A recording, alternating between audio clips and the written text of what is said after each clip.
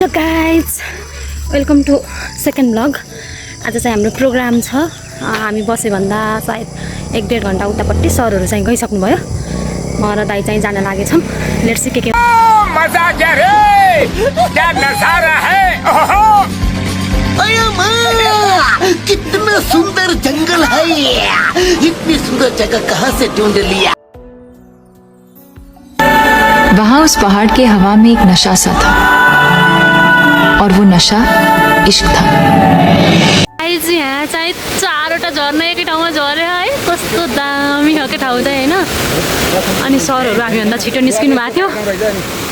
Bike लैजानै नसकेर यहीँ हुनुहुनेछ। हामीले भेट्यौँ। हामी एकचोटि गएर फर्केर आएको, यो सामान छोडेर फेरि फर्केर गएको। मोबाइल लिनु त दाइ, मोबाइल दाइ र म चाहिँ बाइकमा आएको हो। सर चाहिँ फोटो खिच्दै भन्दै बस्नु। कस्तो दामी रहेछ नि त ठाउँ चाहिँ गाइज। कस्तो दामी हो क्या यहाँ आँखाले हेर्दा होइन। उहाँ विष्णु सर हुनुहुन्छ, उहाँ सरहरू उता पुग्नुभयो होइन। यस्तो दामी ठाउँ छ। यी 4वटा झर्ना एकै ठाउँमा छ होइन। 4वटा एकैचोटि चाहिँ मैले क्याप्चर गर्नै सक्दिनँ, केही गरी पनि क्याप्चर गर्न सक्दिनँ। तर यस्तो दामी छ, यस्तो दामी छ। आउँदैछु आउँदैछु। म हेरेको हेरै भएँ। I love it, I like the view. दामी दामी।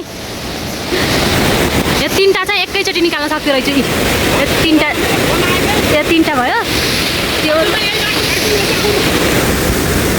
भन्दै लडेको म लो भयो भनेर हामी चाहिँ गयौँ झर्नालाई पछाडि छोडेर। हामी चाहिँ अहिले आउने बेलामा मजाले बसेर फोटो भिडियो खिचेर जान्छौँ। अनि खोला तर्न नसकेर मलाई चाहिँ सरले बोकेर तार्नु भयो, जुत्ता फुकाल्न नपरोस् भनेर। अनि यस्तै छ, रमाइलो हुँदैछ। यो चाहिँ भोजे गाउँ हो। हामी चाहिँ भोजे आइपुग्यो। भोजेमा चाहिँ हाम्रो प्रोग्राम छ। अनि हेरौँ के हुन्छ। मदन सर हजुर, good morning. Good morning, good morning, good morning. के छ? यति बेला हामी कोलासोथर गाउँपालिका वार्ड नम्बर 7 भोजेमा आइपुगेका छौँ। रिलायबल नेपाल लाइफ इन्सुरेन्सको बिमा अभिमुखीकरण कार्यक्रम एवं विद्यालय पोसाक सामग्री वितरण कार्यक्रममा हामी उपस्थित भइरहेका छौँ। अब एकैछिनमा हाम्रो कार्यक्रम सुरु हुने जानकारी पनि म यहाँहरूलाई गराउन चाहन्छु। धन्यवाद, नमस्कार, जय होस्। स्वागत भयो लगाएर।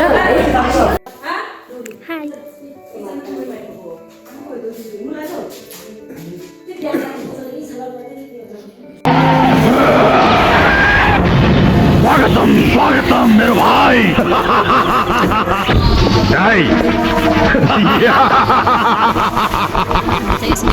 हामी चाहिँ यहाँ मिलाउँदैछौँ के दिने भनेर। तिमी हिँड्ने कि दौडिने, घिसिने कि आफै बाटो बनाउने तिम्रो हातले भन्छ। भन्न त नाना थरी तिम्रो समाजले पनि भन्छ। के छौ, कस्तो छौ, तिम्रो व्यवहार कामकाजले भन्छ। अनि भोलि कहाँ हुन्छ भन्ने कुरा तिम्रो आजले भन्छ। परिपक्व हुन समय लाग्छ, मगज बतिलै हुन्छ। आजको असफलतामा नआत्तिनु, समय भोलियै हुन्छ। मिहिनेत गर्नु, परिवर्तन हाउभाउमा आउँछ, बातमा आउँछ। आज पसिना निधारमा आउँछ, भोलि सफलता हातमा आउँछ। बाँकी त के भन्नु। हाम्रो चाहिँ एनिभर्सरी 15 गते हो, तर हामी चाहिँ आजै प्रोग्राम गरेको। हामी चाहिँ कपी, ड्रेस अनि पेन्सिलहरू, इरेजर, सार्पनर दिएर हाम्रो सरले पढाउनु भएको स्कुल हो यो चाहिँ। पहिल्यै हाम्रो उहाँ चाहिँ एजेन्सी म्यानेजर। हामी reliable Nepal life insurance company Lekhnath शाखा पोखराको आयोजनामा जाति सक्छौ बिमा गरौ, बिमा गर्दा हुन्छ राम्रो। जाति सक्छौ बिमा गरौ, बिमा गर्दा हुन्छ राम्रो। बुढेसकालको सहारा नै जीवन बिमा हुन्छ हाम्रो। कुरा बुझ्दै बुझ्दै अघि सरौ है, सुरक्षित भविष्यको लागि बिमा गरौ है, सबले बिमा गरौ है। यो कम्पनी 2073 सालबाट सञ्चालनमा आएको हो र जीवन बिमाको बारेमा हजुरहरूलाई त सामान्य जानकारी त सबैलाई छ होइन। तर किन गर्नुपर्छ त जीवन बिमा कम्पनी स्थापना किन भयो होइन भन्ने उद्देश्य अलिकति प्रकाश गर्न चाहन्छु। नमस्कार सम्पूर्णमा धन्यवाद छ आदरणीय यसपति सर। हे हो मेरो छादै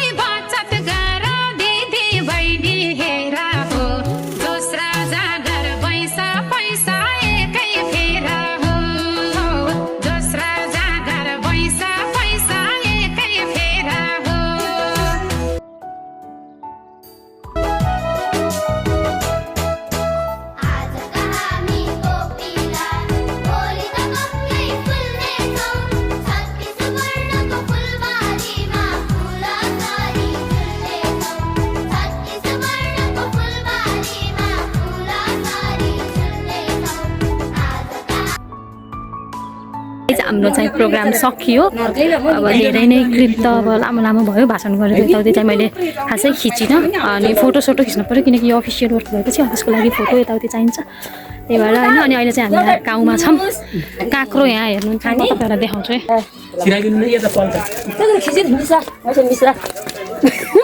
काँक्रो कत्रो काँक्रो आमामामा काँक्रो नि त गाइस कत्रो ठुल्ठुलो हो यो त काँक्रो अनि गाउँ चाहिँ एकदमै रमाइलो रहेछ होइन हाई हाई हेलो हेलो काँक्रो हेर्न आउनु न कत्रो हो त्यस्तै भयो गाइस रमाइलो एकदमै रमाइलो भयो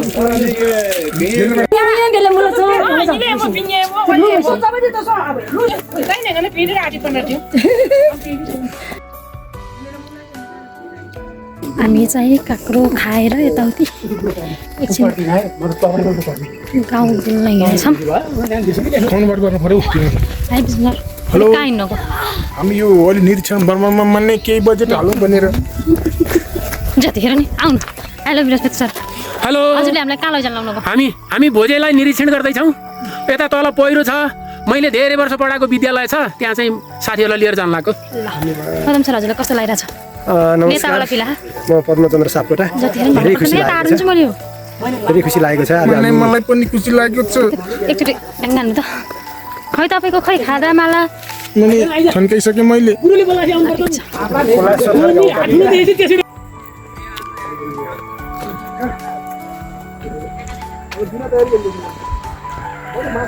अनि यो चरगाउँबाट फेरि आधा घन्टा तल अब जानुपर्छ त्यो सुर्तीमाया पौडेल भन्ने घरमा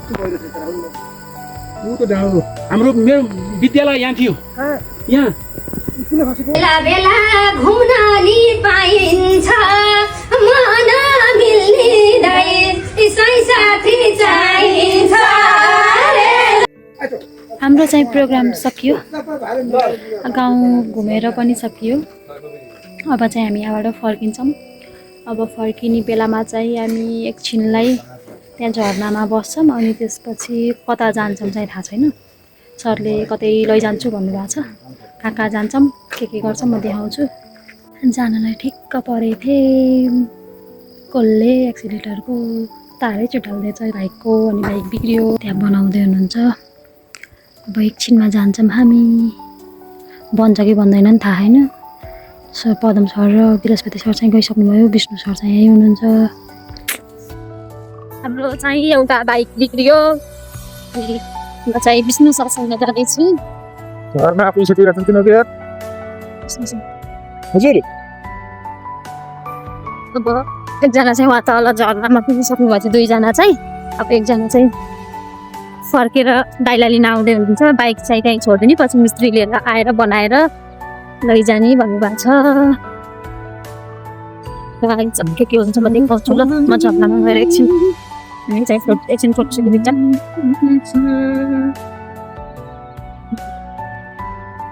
बाटो यस्तो छ ड्राइभर दाइसँग डराइ बसेको म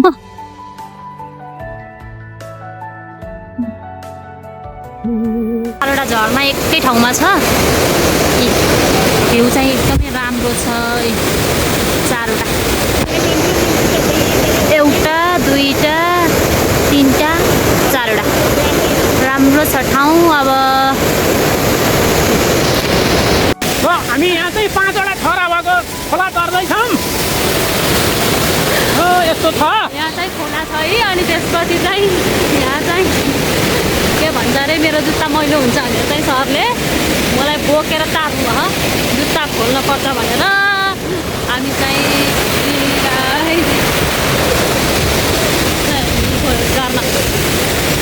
यहाँबाट सरलाई देखिन्छ ल भन्छन् नि जति अप्ठ्यारो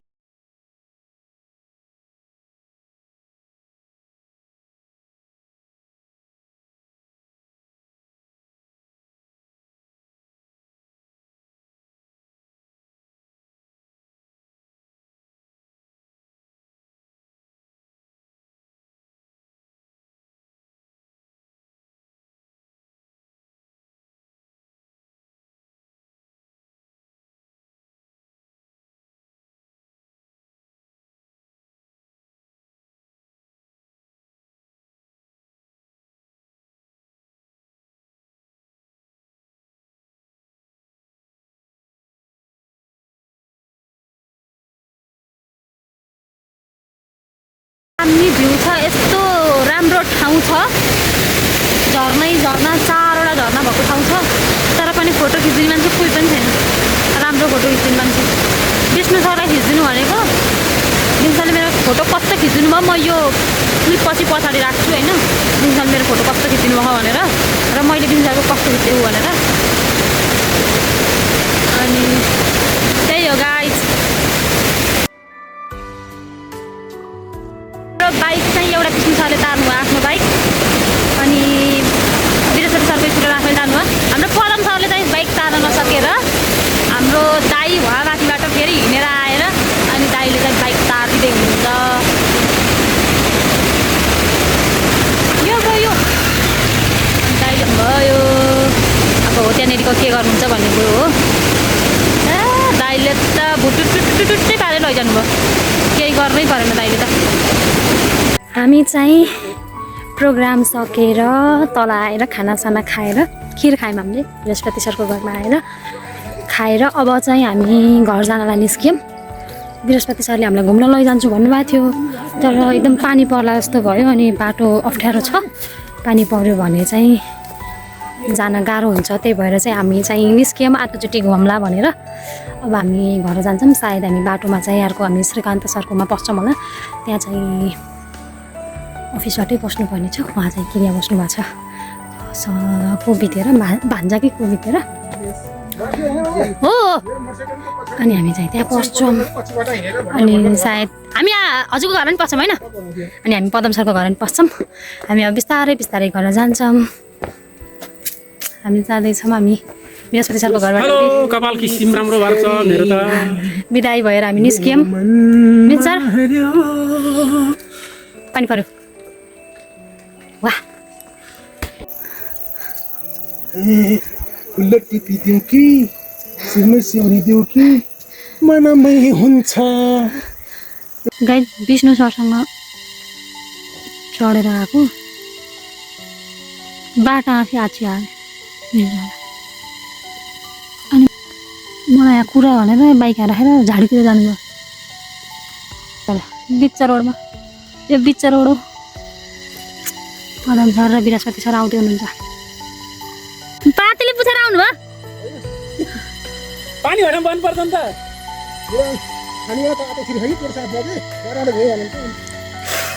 त पानी थियो नि,